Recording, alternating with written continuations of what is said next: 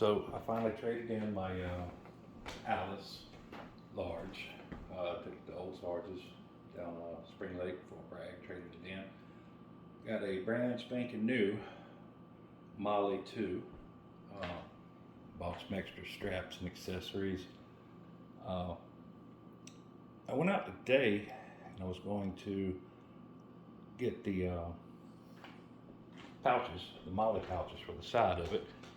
One thing that don't work is the old Alice equipment, like the E-tool on one side, the canteen with the canteen cup and everything on the other side.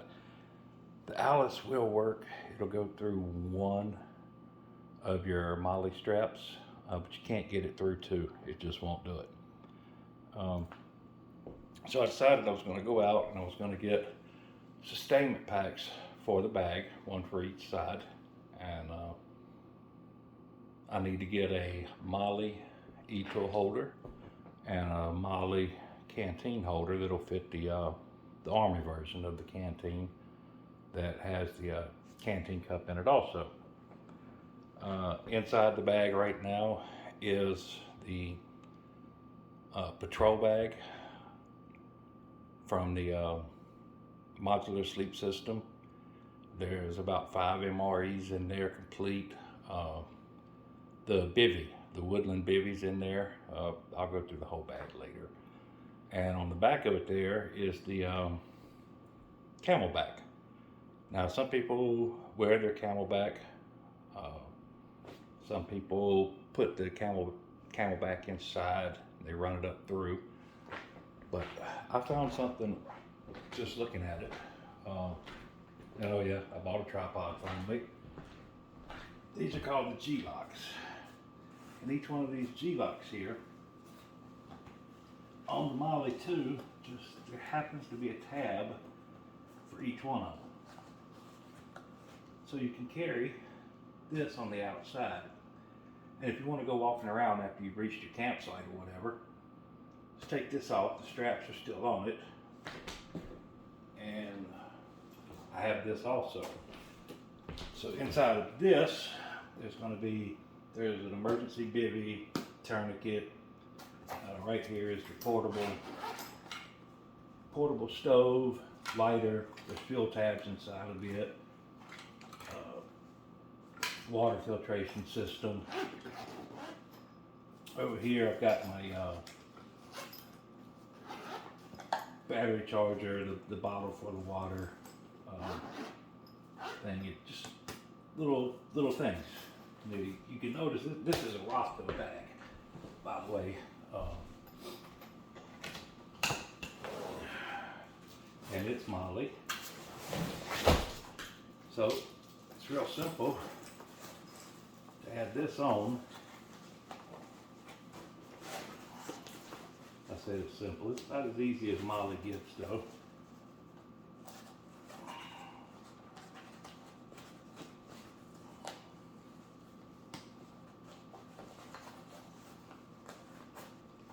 You never get this done with the Alice equipment. Just for keep the video short, I'm going to stop it right there. I'm not going to force it into the third one, and that would snap on.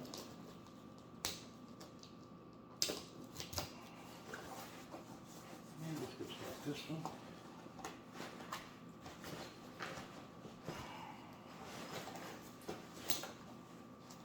Forgive me, first time trying to do this backwards and upside down. I wanted you to see the view of all of this going together. I'm normally over top of it myself. Like I said, we'll just leave it right there for now. Normally I'd force it through that third one right there. Just snap it on.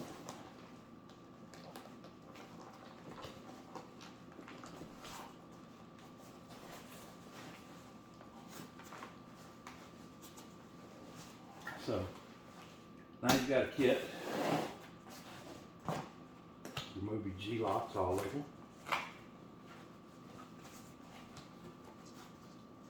Off the bag. Get your tooth back. $2 grand over there. Now you can go walk around like a day hiker.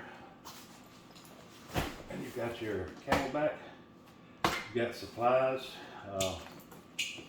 Said in here, I'm not going to go through the whole thing right now.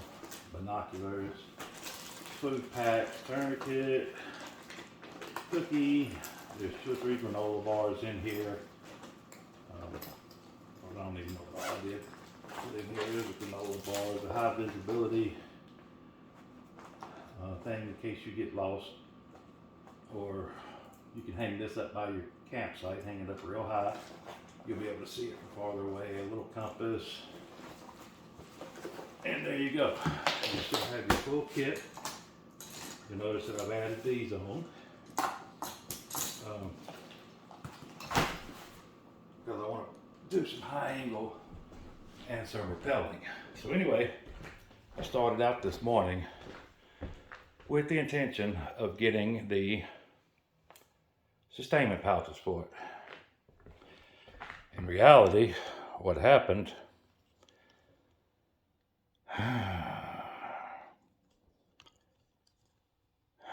was this. Now I've been wanting a rigger's belt for a while. And I found one at a store like 60 miles away from me. For those of you who don't know what a rigger's belt is, people that work in helicopters, firemen, anybody that might be up high, they wear these.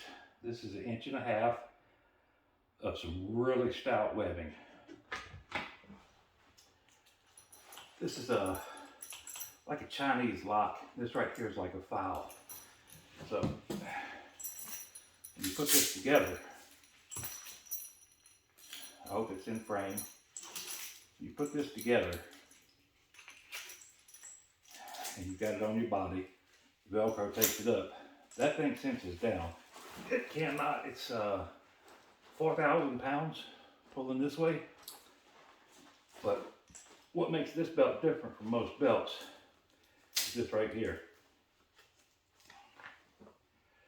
This right here is good for 3,000 pounds on this 511, I believe.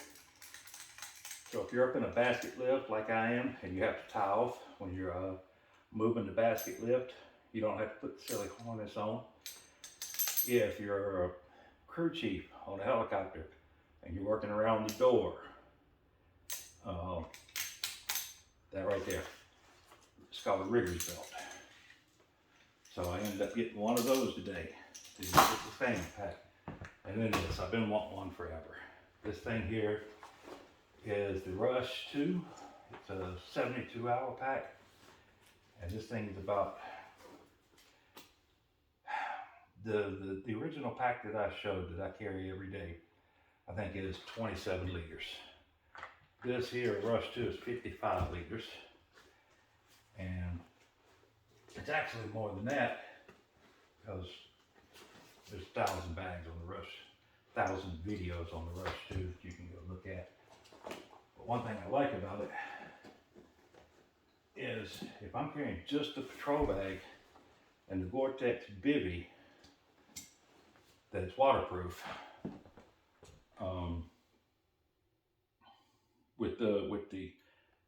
with the medium bag inside of it, the green bag, there's actually enough room here to get that in there. You still got all of this space in here, which is almost double of what my other bag was. Plus I'm going to have the Gore-Tex rainproof bivvy, and I'm going to have the medium, the green sleeping bag in it. And then you have extra room out here. This right here is almost the size of the other bag that I've carried for years. So, and this one here has waist belt, which my other one doesn't. So I still don't have the sustainment bags. It'll be sort of a common theme around here. One more thing I picked up today, this Petzl. And this Petzl will accept 3 AAAs, or it has a rechargeable, what they call a core. That's a flat battery and it recharges. So if you're carrying this and you have your recharger like I do in there, then you're good to go. And this one here is 450 lumens and it's waterproof. $260 later, I still don't have a sustainment pack, but I've been wanting that Rush for a really long time. So I kind of hate me forgetting it, but I'm really glad I did. And that is definitely, it's in between the Molly 2 here and my other bag. And so it's somewhere in between, just a little bit smaller than a Molly 2. And it's almost as much as my Alice rucksack would carry in it. So I'm kind of happy about that. But yeah, I don't got my sustainment pouches, but Merry Christmas to me. And I'm just going to leave it at that. So I'm going to fill these bags up. We're going to do some high angle rappelling coming up here. High angle rappelling is where you're not doing a vertical drop. If you're standing beside a bridge and you notice that steep drop off that is going, I don't know, about 60, 65 degrees. If you have to move down something like that, if there's a car crash and somebody's over on the side of it, high angle rappelling is what you do to get down onto that so you don't fall and break your own neck trying to work, or if you're crossing a creek or a river and there's a pretty good drop off from the edge down to the riverbed. What I'm carrying to be perfect for stuff like that, so we'll go over some of that, some of the knots. Not a full-on rappelling class. I'm getting a little too old and fat, to be honest, to be doing a bunch of rappelling. I still do it. The climbing is definitely out. I'm not going to do the climbing no more. So, but anyway, this was my Thanksgiving weekend. I enjoyed it. Like I said, you can look up the Rush 2 bag. I'm not trying to push it on anybody, but when I saw it, I picked it up. It was $5.11. I knew it was the Rush bag, and my other bag is $5.11. There was no need. I didn't even have to try it on. I just picked it up, carried it to the register. I know it's good to go. There's stitching. I mean, the stitching on the handle up here. This handle's good for like 5,000 pounds. If you watch some of the details from 5.11, how much this will actually hold right there. So I mean, just the carry handle's good for, I think, like 5,000 pounds. But anyway, just wanted to get a little video up. Still going to be looking for the sustainment pouches, and I also, like I said, need to get a couple of Molly pouches that are specifically built for the E-tool and the canteen.